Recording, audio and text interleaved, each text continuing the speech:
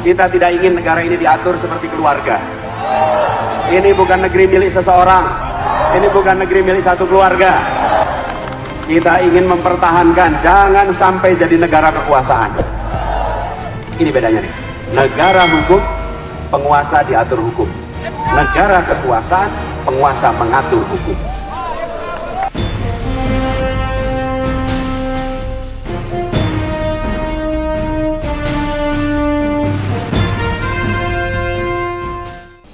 Assalamualaikum warahmatullahi wabarakatuh. Teman-teman, jumpa kembali dengan Enjoy Channel, channel yang membahas berita teraktual, terhangat, dan sedang menjadi perbincangan publik. Sahabat Enjoy Channel, kali ini kita akan membahas terkait hasil realcon yang dilakukan oleh KPU. Kemudian kita juga akan membahas juga realcon dari Kawal Pemilu dan juga realcon dari Jurdil 2024. Nah teman, langsung saja kita melihat website dari KPU. Per hari ini teman, tanggal 18 Februari 2024 hari Minggu, pada pukul 19.30 WIB, ini TPS yang sudah masuk 66,61%. Jadi 66,61% ini TPS yang sudah masuk hasilnya teman ya.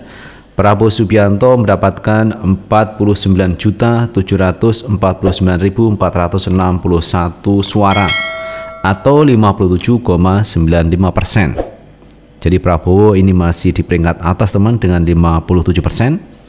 Sementara Anies Baswedan di urutan kedua dengan 21.013.738 suara atau 24,48%. Sementara Ganjar Pranowo mendapatkan 15.084.928 suara atau 17,57%. Jadi kalau kita melihat perkembangan per hari ini teman, data realcon yang dilakukan oleh KPU masih didominasi oleh Prabowo Subianto. Sebarannya tentu saja di berbagai provinsi di tanah air. Coba kita lihat teman ya. Kita lihat di Aceh. Nah, di Aceh ini kalau kita melihat teman ya, masih dikuasai Anies Baswedan teman dengan 75,99%. Kemudian Prabowo dengan 21,55%, Ganjar Pranowo dengan 2,45%. Jadi di Aceh ini masih dikuasai Anies Baswedan. Kita lihat lagi teman di daerah lain ya. Kita lihat di DKI Jakarta.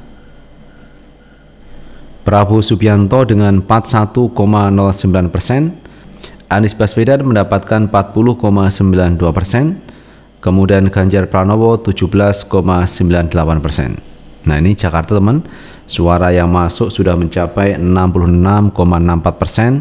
Ini Prabowo masih mendominasi di Jakarta teman. Yang kedua Anies Baswedan.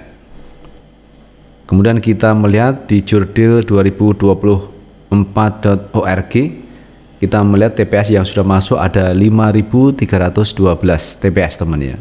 Sudah mencapai 5.312 TPS. Kita melihat Anies Baswedan mendapatkan 42,18%. Prabowo Subianto mendapatkan 38,50% dan Ganjar Pranowo mendapatkan 19,32%.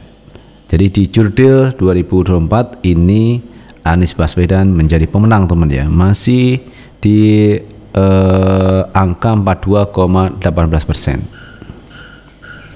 Kemudian kalau kita melihat lagi di Kawal Pemilu teman ya, kita lihat Kawal Pemilu. Ini teman ya, di paslon 1 ini Anies Baswedan masih mendapatkan 29,08%. 29,08% untuk Anies. Kemudian Prabowo 55,21%. Kemudian yang ketiga Ganjar Pranowo dengan 15,71%. Jadi di Kawal Pemilu ini dimenangkan oleh Prabowo Subianto dengan 55,21%. Nah itu teman, kalau kita melihat di 3 realcon yang dilakukan oleh KPU, kemudian yang kedua dilakukan oleh Jurdil 2024.org, kemudian Kawal Pemilu. Masing-masing beda teman ya, beda hitungan, dan karenanya TPS yang sudah masuk beda-beda. Yang sudah masuk di Jurdil 2024 kemudian di Kawal Pemilu maupun di websitenya KPU. Jadi intinya itu teman ya, kalau kita melihat per hari ini Pak Prabowo masih mendominasi sebagai calon presiden potensial karena angka yang sudah masuk ini mencapai 66% dan Pak Prabowo mendominasi. Nah teman-teman, ada hal yang juga cukup menarik di berbagai kesempatan. Ada banyak warga masyarakat yang memprotes, yang menanyakan antara formulir C1 dengan data rekap yang ada di KPU. Ada beberapa terjadi perselisihan dan selisih angka itu temannya, itu yang diuntungkan kebanyakan adalah Prabowo Subianto. Jadi Prabowo ini angkanya lebih tinggi dibanding dengan yang lain. Nah kita lihat teman ya, bagaimana misalkan ini kita tulis acak aja ya, Gorontalo sebagai provinsi, kemudian kabupatennya Gorontalo juga, kecamatannya Batuda, kemudian kelurahannya Bua, TPS-nya 04. Kita melihat secara acak teman, apakah sama atau tidak ya antara formulir C1 dengan data yang dimasukkan di KPU. Jumlah pengguna hak pilih 233. Anies Baswedan mendapatkan 71 suara, Prabowo 143 dan Ganjar Pranowo mendapatkan 6. Kita lihat coba formulir C1-nya apakah sama atau tidak ya. Kita lihat teman ya, Anies Baswedan mendapatkan 71 suara, Prabowo Subianto 143, kemudian Ganjar Pranowo teman ya, kita lihat dapat 6. Ganjar Pranowo dapat 6 teman ya. Coba kita lihat, Ganjar Pranowo dapat 6, Anies 71, kemudian Prabowo 143, sama ya, sama. Nah kemarin itu teman ya, banyak hal yang menjadi angka berbeda antara formulir C1 dengan data yang dimasukkan di KPU, sangat berbeda jauh. Nah inilah yang sering ditanyakan oleh warga masyarakat, kenapa seperti itu. Coba kita lihat lagi teman ya, di daerah lain,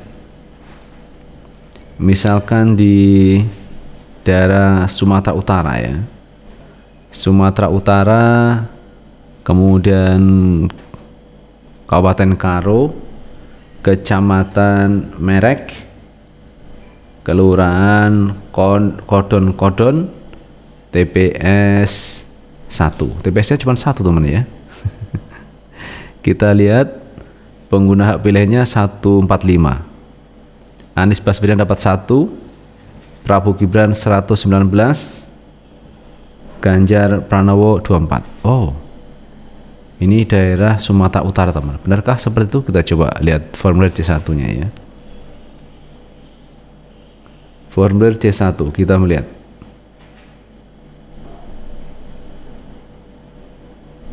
Kita melihat teman ya, Anies Baswedan dapat 1 biji teman ya, 1 biji. Prabowo 119. Kemudian 24 ini Ganjar. Masa Anies Baswedan dapat 1 di daerah mana ini? Karo, Sumatera Utara, Karo teman ya. Di sini tulis teman 1 Anies Baswedan, kemudian Prabowo 119 dan Ganjar 24. Ganjar 24 seperti yang tertulis di formulir C1. Ini sama teman ya. Tapi kenapa angkanya Anies 1 ya? Apakah benar 1 atau tidak? Tetapi inilah teman ya, hasil realcon yang dilakukan oleh KPU, dan masing-masing tim sukses masih mempelajari karena ada beberapa kecurangan-kecurangan yang mesti ditindaklanjuti.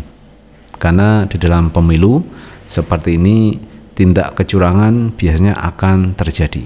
Karena ada beberapa tempat teman yang kemarin itu ada yang dicoblos sendiri temannya, dicoblos sendiri surat suaranya.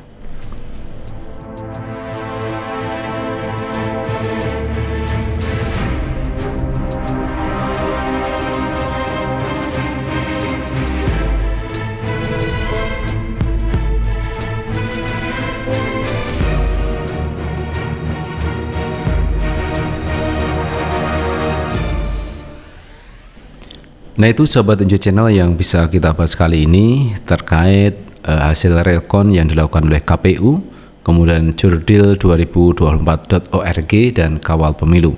Dan semuanya kita harus menunggu teman terkait hasil realcon keputusan KPU siapakah yang akan menang di Pilpres 2024, walaupun kita tahu secara realcon bahwa Prabowo ini mendapatkan suara terbanyak.